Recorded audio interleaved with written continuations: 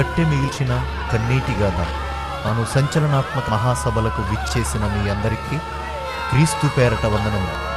కట్టెను ధరించుకున్న ప్రతి మనిషి దేవుని వలన పుట్టినవాడైతే పుట్టించిన దేవుని కట్టడలకు లోబడక కట్టెలో పుట్టిన తప్పుడు కోరికలకు కట్టుబానిసై కాలమంతా కట్టె కొరకై ఖర్చు చేసి కాలం తీరగానే కట్టెను కాలే కట్టెల మీద వదిలిపెట్టి లేదా మన్నైనది మంటికి చేర్చబడి తిరిగిరాని లోకానికి అనగా నిత్య నరకానికి తన ఆత్మను ఆహుతి చేసుకుంటున్న ప్రతి మనిషికి ఈ సభలు కనువిప్పు కలగాలని కట్టెను ధరించుకుని కొంతకాలం తలదాచుకుంటున్న దేవుని కుమారులు బైబిల్ రీసెర్చ్ సెంటర్ విద్యార్థులు సమర్పించు కట్టె మిగిల్చిన కన్నీటి గాథ.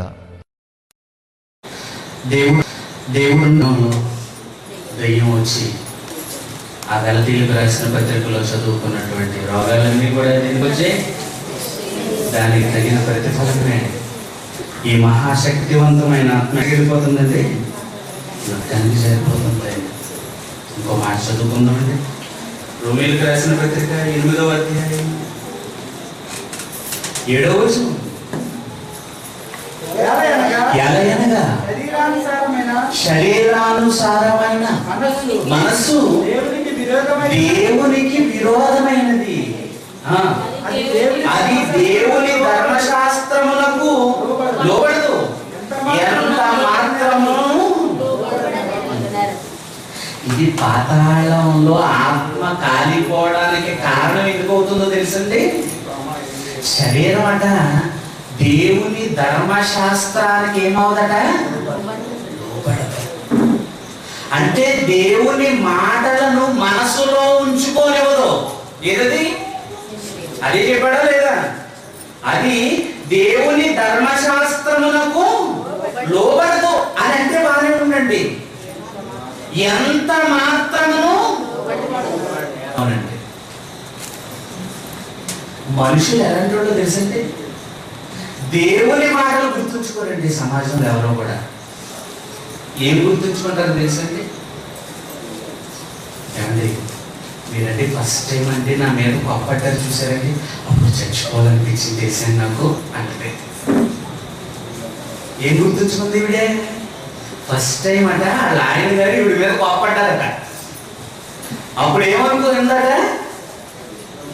ఏమనుకుంది? చచ్చిపోదాం. అది ఇప్పటికీ మర్చిపోనండి నేను ఆ సంఘటన. ఏది గుర్తుంచుకోవాలి నువ్వు?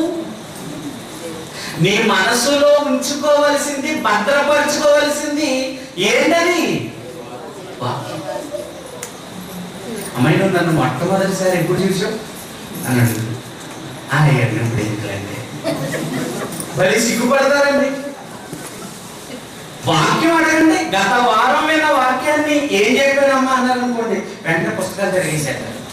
ఏంటిది రాసుకుని ఏదన్నా చెప్పాను అని. అదే స్వీట్ మెమరీస్ అంటారు. అంటే దేవునితో మీకు ఉండవలసినవి స్వీట్ మెమరీస్ తప్ప మీరు మీకు ఉండవలసినవి మాత్రం. అంటే వేటిని గుర్తుంచుకోవాలో వాటిని ఏం చేసింది సమాజం? అందుకే అంటున్నాడు మీ శరీరం ఏమంటాడు? ఏమండి? ఎలయనగా శరీరానుసారమైన మనస్సు దేవునికి విరోధమైనది. కానీ అందరూ దేవుని బట్టి వచ్చారు దేవుడి దగ్గరికి. ఎవరికైనా ఒక మైక్ ఇచ్చారనుకోండి, ఇప్పుడు అమ్మ మీరు దేవుడిని ఎందుకు నమ్ముకున్నారు చెప్పండి అని అన్నావు అనుకోండి, మొదలెట్టేస్తారండి. ఏమండి మా అమ్మాయి కంటే అప్పటికే ఇక్కడ ఆడపిల్లలండి. మా అల్లుడి గారు అన్నారండి, మగ పిల్లవాడు పుడితేనే నా ఇంటికి లేకపోతే రావద్దనేసాడండి. ఇలాంటి సమయంలో నేను గానంచన బాబు గారి దగ్గరికి వెళ్ళి ప్రార్థన చేయించుకున్నానండి. అయ్యగారి నెత్తి మీద ప్రార్థన చేసి ప్రార్థన చేయగానే మా అమ్మాయికి ఎవరు పుట్టేశారండి? అబ్బాయి పుట్టేశారండి. ఆ రోజు నుంచి అయ్యగారితోనే ఉంటారండి. అయ్యగారు చేశారు. ఇది సాక్ష్యం. అవునా కదా? ఒకవేళ అయ్యగారు ప్రార్థన చేశాక మళ్ళీ ఆడపిల్ల పుడితే ఏమంటే ఈ రొట్టెను తిని ఈ పాత్రలో నేను త్రాగునప్పుడల్లా ప్రభువు వచ్చే వరకు ఆయన మరణాన్ని ఏం చేయాలి? సాక్ష్యం ఇచ్చిన నువ్వు మరలా నువ్వైనా మట్టిలో అప్పటి వరకైనా, లేకపోతే నిన్ను తీసుకెళ్ళడానికి ఆయన వచ్చేంత వరకైనా నువ్వు ఉంటే ఏం చేయాలి?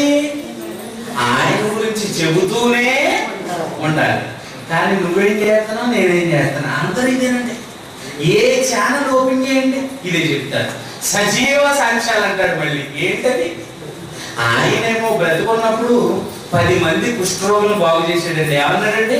మీరు ఎవరితోనూ ఏమీ చెప్పకూడదని ఖండితముగా ఆజ్ఞాపించడం రాయబడిందండి అక్కడ. ఇది మాత్రం ఏమంటాడు? అమ్మా చెప్పు, ఖచ్చితంగా చెప్పాను. వీడియో సైజ్ చేస్తాడు, మైకోడికి సైజ్ పెట్టు, నోట్లో పెట్టు, మొత్తం పెట్టు, చెప్పు ఏంటమ్మా ఏం జరిగింది. మళ్ళీ డైరెక్షన్ కూడా ఎవరిస్తారు? అమ్మ తొందర పడకుండా చెప్పు మళ్ళీ. అవునా కదా? వద్దండి ఇలాంటి మోసం అండి, ఇదంతా మోసం. ఒకడంటాడు పేరు పెట్టి పిలిచేస్తున్నాను అంటాడు. ఎవరిని? మాత నువ్వు గుండెతో బాధపడుతున్నావు లే అంటాడు. ఒక క్రైస్తవ పెద్ద సభలో ఎంతమంది మారుతాడు? ఎంతమంది మరి ఉంటారు? పాస్టర్కి నెలలో ఉంచినప్పుడల్లా ఈ పేర్లే కదా గుర్తొస్తాయి. పేతులని, యాకోబని, ఆంధ్రేయ అని, యేసు అని, ఇయే కదా. అంటే క్రైస్తవ సమాజంలో ఈ పేర్లు తప్ప మరి ఏ పేర్లు ఉండవు. అప్పుడు 3-4 మాటలు చెప్తారు. లేకపోతే కూర్చొని మీరు అందరూ ఒక్కొక్కరండి పైగా మరి అందరితో ఎక్కించారు. కుదరదు, ఇక్కడ ఒక్కలేదా ఏంటి మాట? దేవుడు మోసం ఈ సమాజం. అందుకే అన్నాడు శరీరానుసారమైన మనసు దేవునికి విరోధమైనది. ఎందుకంటే అది దేవుని ధర్మశాస్త్రమునకు లోబడదు. చాలా మంది శరీరాలు వాక్యం వినడానికి రావువి. ఎందుకు వస్తాయి? అక్కడికి వెళ్తే ఏదో జరుగుతుందట. అక్కడికి వెళ్తే ఏం జరుగుతుందట? ఏదో జరుగుతుందట. ఎంతమంది దేవుడిని పూజించారు కదా, ఒకసారి యేసుబాబు కూడా నమస్కారం పెట్టి ఏమవుతుందో చూద్దాం. దేవుడితోటి చెరగాట ఆడుతున్నారు ఎవరు? అందుకే అంటున్నాడు అది దేవుని ధర్మశాస్త్రములకు లోబడదు, ఎంత మాత్రము లోబడదు. మరి లోబడకపోయింది నష్టం ఏంటనుకుంటున్నారా? కింద చెబుతున్నాడు చూడండి. కాగా శరీర స్వభావము కలవారు దేవునిని సంతోషపరచనేరరు. మన శరీరం ఏం చేస్తుందట? దేవునిని కష్టపెడుతుంది. సంతోషం లేదంటే అర్థం ఏంటి? బాధ మిగిల్చేస్తుంది. అంటే మన శరీరం ఇష్టాన్ని మనం నెరవేర్చుకోవడం వలన ఎవరికి కూడా బాధ అండి. అదే చెప్తున్నా, మళ్ళీ చదవండి. కాగా శరీర స్వభావము గలవారు దేవునిని సంతోషపరచలేరు. ఈ శరీర స్వభావం కలిగిన వారు ఎవరైనా, శరీరం మీద మక్కువ పెంచుకున్న వారు ఎవరైనా, దేవునిని సంతోష పెట్టని వారు ఎవరైనా ఉన్నారా బైబిల్లో? శరీరం మీద ప్రేమను పెంచుకున్నవారు, తద్వారా దేవునికి బాధ కలిగించిన వారు బైబిల్లో ఎవరైనా ఉన్నారా? ఆలోచించాలి కదండి, ఆలోచించాలి వద్దా? బైబిల్ ఎందుకు రాయబడింది అనుకుంటున్నారు? దుష్టాంతములుగా వారికి సంభవించి యుగాంతమందున్న మనకు బుద్ధి కలగడానికే ఏం రాయబడింది? బైబిల్ రాయబడింది. అవునా? వారికి సంభవించాయి. ఎందుకు సంభవించాయి? నడుచుకోవలసిన పద్ధతి ప్రకారం వారి నడవని కారణంగా కొన్ని పరిస్థితులు, కొన్ని కఠినమైన పరిస్థితులు ఎవరికి వచ్చాయి? అది వారి ఇశ్రాయేలీయుల ప్రజలందరికీ కూడా వచ్చింది. వారి వలె మీరు ఉండకూడదు అంటే నేను తీసుకున్న జాగ్రత్త ఈ 66 పుస్తకాలు మీకు ఇచ్చాను, వీటిని చదువుకోండి, వారి వలె మీరు ఉండకండి అన్నాడండి. అవునా కదా? అవును. మరి మనం వాక్యాన్ని అమలులో పెట్టిన మనం వారి వలె బ్రతుకుతున్నామా, వారికి వ్యతిరేకంగా బ్రతుకుతున్నామా చెప్పండి? మనం కూడా వాళ్ళ వలె బ్రతుకుతున్నామండి. చూద్దామండి. యెషయా గ్రంథం 22వ అధ్యాయము 13వ వచనం. రేపు చచ్చిపోదుము కనుక అని చెప్పి అంటే శరీరానుసారులు శరీర విషయముల మీద ఏముంచుతారని చదువుకున్నాం ఇందాక, మనసు ఉంచుదురు. అట్టి మనస్సు దేవునికి విరోధమైనది, అది దేవుని ధర్మశాస్త్రమునకు లోబడదు, ఎంత మాత్రమును లోబడలేరదు. ఇంకేమంటున్నాడు?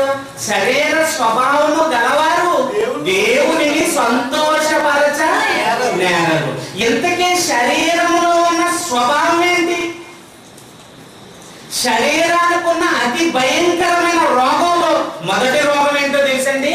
రేపు చచ్చిపోదుము కనుక తినాలి. తిండి ఒక రోగము. తిండి మనిషికి దూరం చేస్తుంది. తిండి మనిషిని దేవునికి దూరం చేస్తుందా?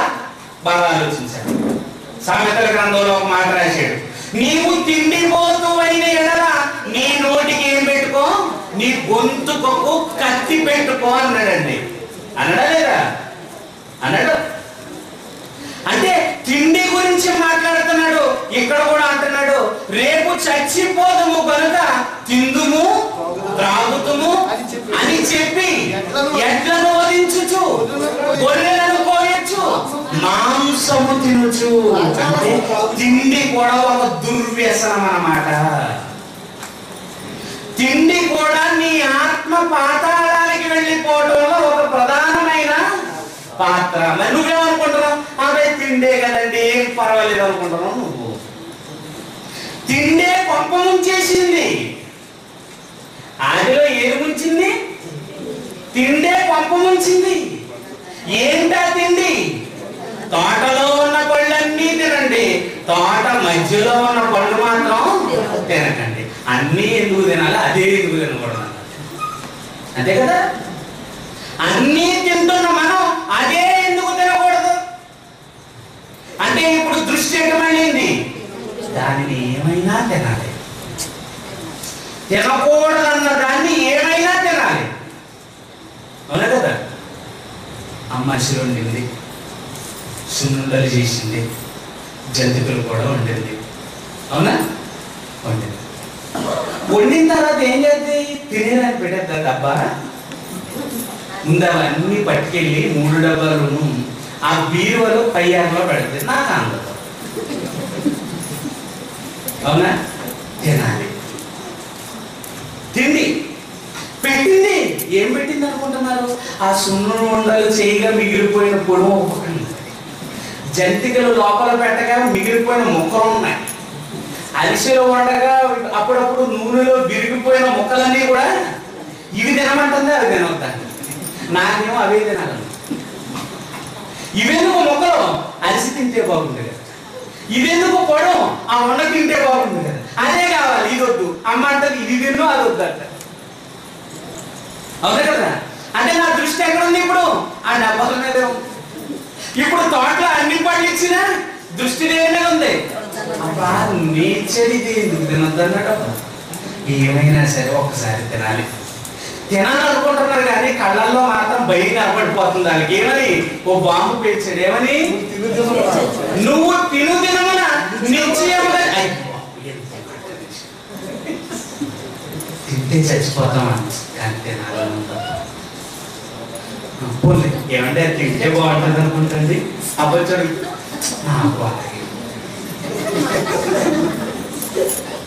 తింటే చచ్చిపోతాం. వద్దులేండి. ఈయన మనసు ఎరిగిన వాడు వచ్చేసాడండి. ఇప్పుడు సర్పము ఏం కలిగిందని రాయబడిందండి? యుక్తి గలదై. ఈ జిత్తులు వారి నాకు వచ్చేసింది ఎవరి దగ్గరికి?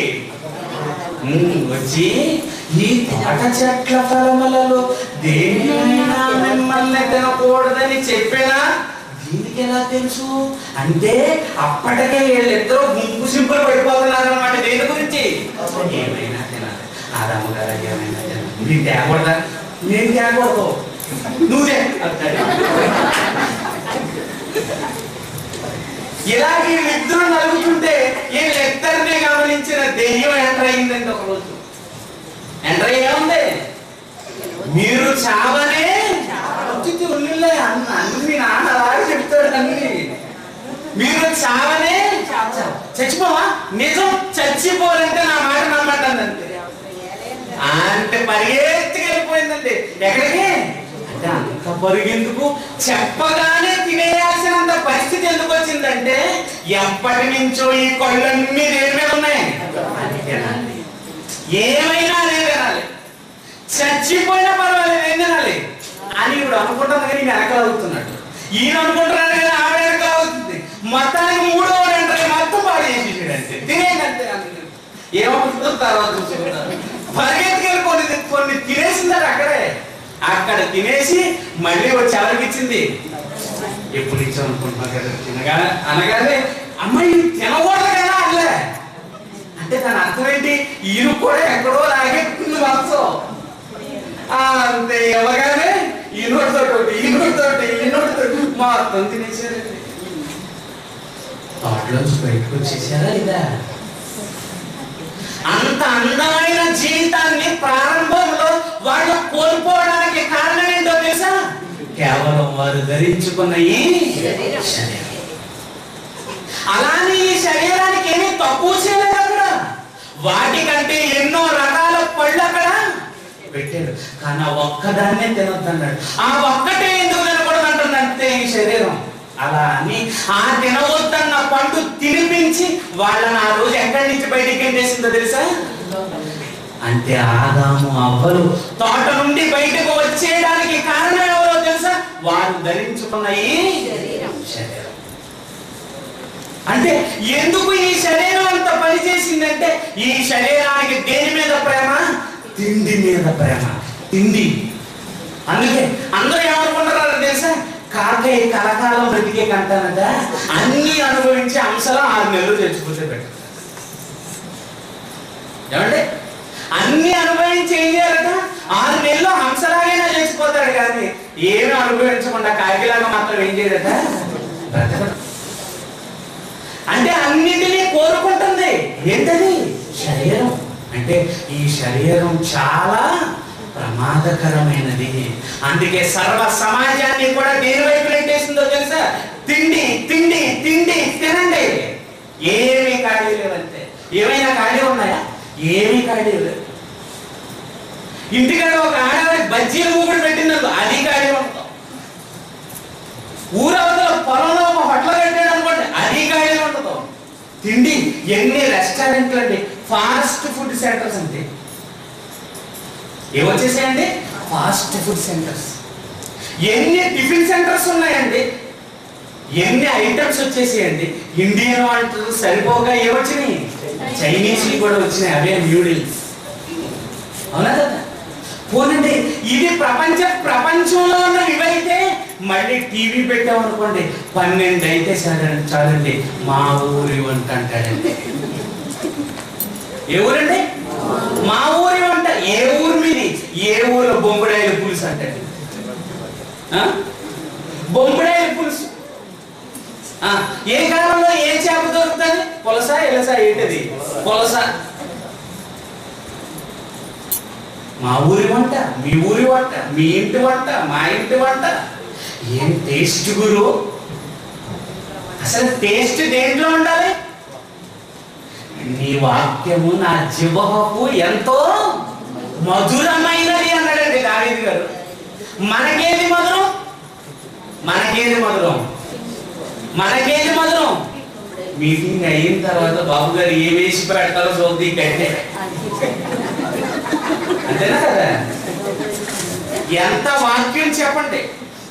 అక్కడ చికెన్ లేదనుకోండి బాబు గారు తెప్పేసి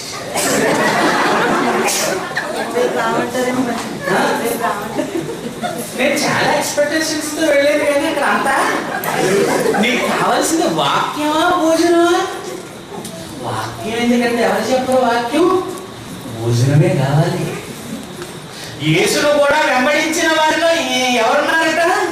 మీరు వాక్యం వినడానికి రాలేదు, మీరు తిని తృప్తి పొందుటకే తప్ప చూచుటకును నేను చెప్పే మాటలు వినడానికి మీరు రాలేదు. నిజం ప్రియమైన దేవుడు, ఇదే శరీర దౌర్భాగ్యకరమైన స్థితి. ఈ శరీరం ఎవరిని విడిచిపెట్టలేదు. ఆదామును విడిచిపెట్టలేదు. యాషావు వంటి భ్రష్టుడు అని రాయబడింది కదా హెబ్రీయులకు రాసిన పత్రిక 12వ అధ్యాయం. హెబ్రీయులకు రాసిన పత్రిక 12వ అధ్యాయము 16వ వచనం.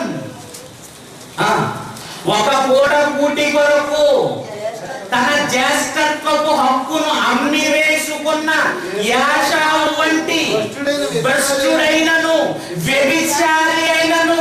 యాషావుని ఎందుకు భ్రష్టుడు అంటున్నాడు? ఎందుకు వ్యభిచారి అని సంబోధిస్తున్నాడు దేవుడు? కేవలం కేవలం కేవలం ఒక పూట కూటి కొరకు, ఒక పూటలో అన్నంలో కలుపుకునే కూర కొరకు తనకున్న జ్యేష్ఠత్వాన్ని ఏం చేసుకున్నాడు? అమ్మేసుకున్నాడు. ఆ కూరను అపేక్షించినందుకు, ఆ కూరని కావాలనుకున్నందుకు యాషావు దేవుడి దృష్టిలో ఏమైపోయాడు? భ్రష్టుడు అన్నాడంటే. యాషావుని భ్రష్టుని చేసిందేంటి? ఒక పూట కూర. ఆ ఎర్ర ఎర్రగా కనబడుతున్న కూర కోసం యాషావు భ్రష్టుడైపోయాడండి. దేవుడు తినవద్దని ఆజ్ఞాపించిన ఆ పండును తిన్నందుకు అనంతకాలపు జీవితాన్ని, మరణం లేని జీవితానికి ఏం కొని తెచ్చుకున్నాడండి? మరణాన్ని కొని తెచ్చుకున్నాడు. ప్రియమైన దేవుని పిల్లలు, ఆదాము మరణాన్ని కొని తెచ్చుకున్నాడంటే కారణం దేనికో తెలుసా? తన శరీరాన్ని నియంత్రించుకోలేక, తన నోటిని కేవలం కట్టుకోలేక, అది తినాలనే ఆశను చంపుకోలేక అతను చచ్చే పరిస్థితికి వెళ్ళిపోయాడు. శరీరపు ఆశను చంపలేక ఆత్మను చంపే దుస్థితికి వచ్చేసాడండి అతను. యాషావు ఎందుకు భ్రష్టుడైపోయాడు? యాషావు ఎందుకు వ్యభిచారి అన్నాడు?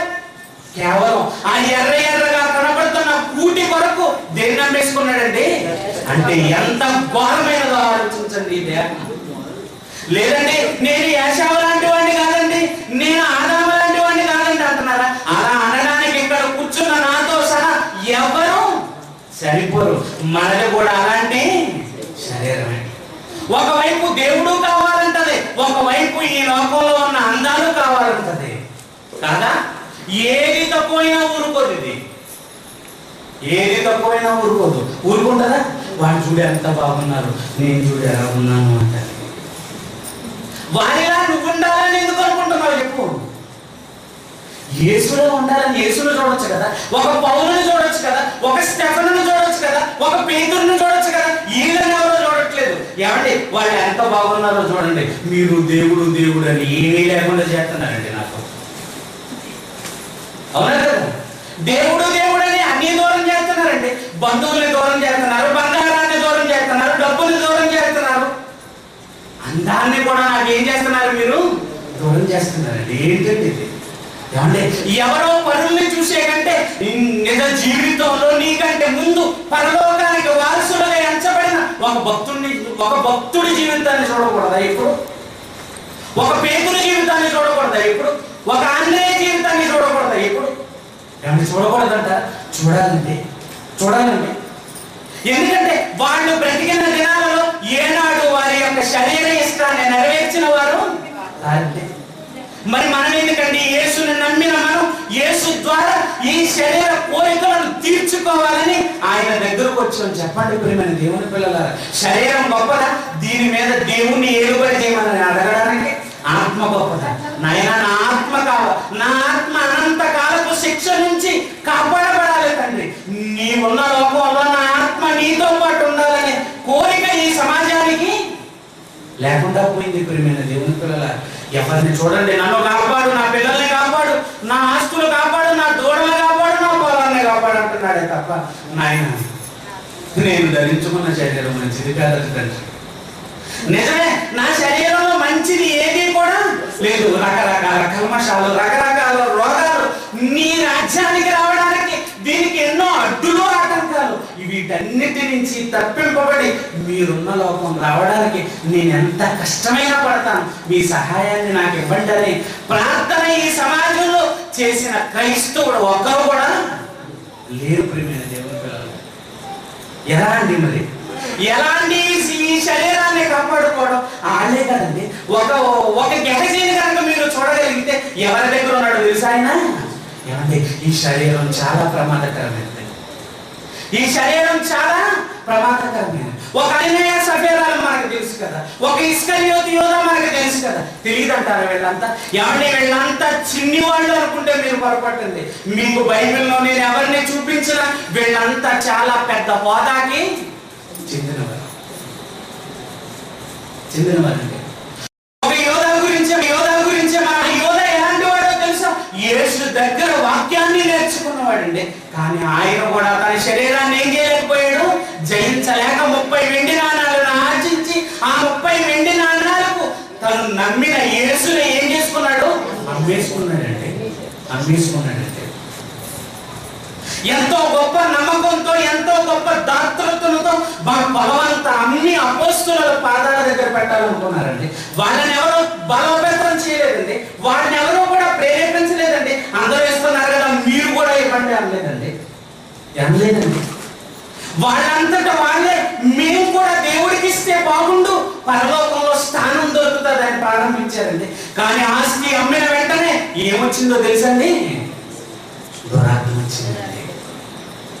వచ్చి అమ్మిన దాంట్లో కొంత దాచుకోవాలనుకున్నారండి. ఏమంటే 7 సామాన్యులా చెప్పండి, ఇస్కరియోతు యోధా సామాన్యుడా చెప్పండి, గెహజీ సామాన్యుడా చెప్పండి, ఎవరు సామాన్యులు కాదండి. వీళ్ళంతా పెద్ద పెద్ద వాళ్ళ దగ్గర శిక్షణ అభ్యసిస్తున్న వాళ్ళండి. వీళ్ళంతా వాళ్ళ శరీరాన్ని ఏం చేయలేకపోయారు, జయించలేకపోయారండి. మరి మన పరిస్థితి ఏంటి చెప్పండి ప్రియమైన దేవుడి పిల్లలారా?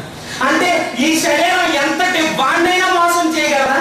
అవునండి, ఈ శరీరం ఎంతటి వాడినైనా ఏం చేయగలదు? మోసం చేసి ఆ కలకాలం కాలిపోయే ఆ నరకాగ్నిలో ఆత్మను ఏం చేస్తుంది? ఈ శరీరం బ్రతుకుండగా మనిషి మాట్లాడే చిలక పలుకులు ఏంటో తెలుసా? దేవుడు తన గ్రంథంలో ఒక మంచి మాట రాశాడు. 12వ అధ్యాయము ప్రసంగి గ్రంథము 7వ వచనం. ప్రసంగి గ్రంథము 12వ అధ్యాయము 7వ వచనం. మన్నైనని వెనుకట వలె మరలా మంటికి, ఈ దేహం మట్టి నుండి వచ్చింది, ఈ దేహం మట్టి నుండి తీయబడింది కనుక దీనికి కొంత ఆయుష్కాలాన్ని నిర్ణయించిన తరువాత మరలా ఈ దేహం ఎక్కడికి వెళ్ళిపోవాలి? మట్టిలోకి వెళ్ళిపోవాలి. ఇలాంటి మట్టి దేహం ఏం మాట్లాడుతుందో తెలుసా? ఒక రాత్రి నేను చంద్రబాబు గారి ఇంటికాడ ఉన్నాను అనుకోండి, ఏమంటా తెలుసా? అంటే నేను అసలు ఎప్పుడు ఏ రోజు ఎవరింటికాడ ఉండను బ్రదర్. అసలు నాకు ఏ ఊరిలో కూడా నిద్ర. ఎక్కడికి వెళ్ళినా సాయంకాలానికి మళ్ళీ మా ఇంటికి. ఇంకేమంటా తెలుసా? అసలు నేను ఎప్పుడు కింద పడుకో తెలుసండి. నేను ఎప్పుడు అలాంటిది ఇక్కడికి వచ్చి నేను ఎక్కడ పడుకుంటున్నాను? చాప మీద పడుకున్నాను. ఇలా చెప్పిందండి. చాప కాదు కదా, గచ్చు కాదు కదా, సరసా ఎక్కడ పడుకుంటుంది? వెళ్ళి మట్టిలో పెట్టేస్తారండి. నాకు ఎక్కడ పెడుతున్నారండి? ఇక్కడ నాదేం ఇది కదా అంటదా. ఆ పెట్టులో పరుపోయింది, పరుపు కోసం తరగడేయింది, కాళ్ళ దగ్గర కూడా ఇంకో దిండి వేస్తారని నాకు ఎత్తెట్టుకోవడం అలవాటు. ఇవన్నీ చెప్పుద్దా? కర్ర ఏమని చదువుకున్నాం దీన్ని? ఏం చేస్తాం? కర్రనే ఇంకొక నెప్తో వృత్యం అంటదా? ఇలా తీసి అలా పడారు, ఇలా తీసి అలా పడారు, అలా పడదు కర్ర. మరి నువ్వు బ్రతుకున్నప్పుడు ఈ వాటర్ తాగి మినరల్ వాటర్ లేదా? ఇదండి శరీరపు పరిస్థితి. కానీ 2013 సంవత్సరాల కిందట ఒక మహానుభావుడు ఇదే శరీరంలోకి వచ్చాడు.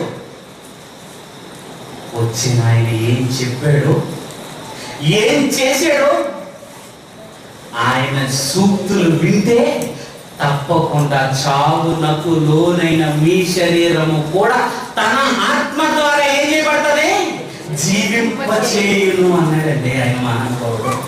ప్రార్థన చేసుకున్నాం. ప్రేమైన కొన్ని మాటలు మీ ప్రేమైన పిల్లలకు చెప్పారు. మిగిలిన మాటలు మమ్మల్ని ప్రేమించి మేము మారమేమో అని మాటలు రాస్తే మేము మారవచ్చు. వాక్య ప్రకారం ప్రవర్తించగలగడానికి అవకాశాలు సంఘాన్ని నడిపిస్తున్న నాయకులను, సభలను నిర్వహించిన నిర్వాహకులను, వాక్యం వినడానికి సుదూర ప్రాంతాల నుండి వచ్చిన మీ పిల్లలను మీ చేతులకు అప్పగించు. క్షేమాన్ని, ఆరోగ్యాన్ని, ఆశీర్వాదాన్ని, ఆయుష్ని మీ కొరకు నమ్మకంగా బ్రతికే ధన్యత వారికి ప్రసాదించి రేపు ముగింపు మాటలతో మమ్మల్ని మేము బలపరుచుకుని మీ చెంత నుండే భాగ్యం కొరకు ఎదురు చూడడానికి అవకాశాలు ఇవ్వండి. యేసు వారి పరిశుద్ధ నామాన్ని ప్రార్థన అడుగుచున్నాము తండ్రి. తండ్రి అయిన దేవుని ప్రేమ, ప్రభువైన యేసుక్రీస్తు వారి కృప, పరిశుద్ధాత్మ యొక్క అన్యోన్య సహవాసం సన్నిధి ఇప్పుడు ఎల్లప్పుడూ మనందరికీ తోడే నడిపించును గాక. మా అడ్రస్ క్రైస్ట్ చర్చ్, జల్లికొమ్మర, గణపవరం మండలం, పశ్చిమ గోదావరి జిల్లా. మా ఫోన్ నంబర్స్ 9866912697. ఇదే కార్యక్రమాన్ని మరలా వారం వీక్షించవలసిందిగా కోరుకుంటున్నాం.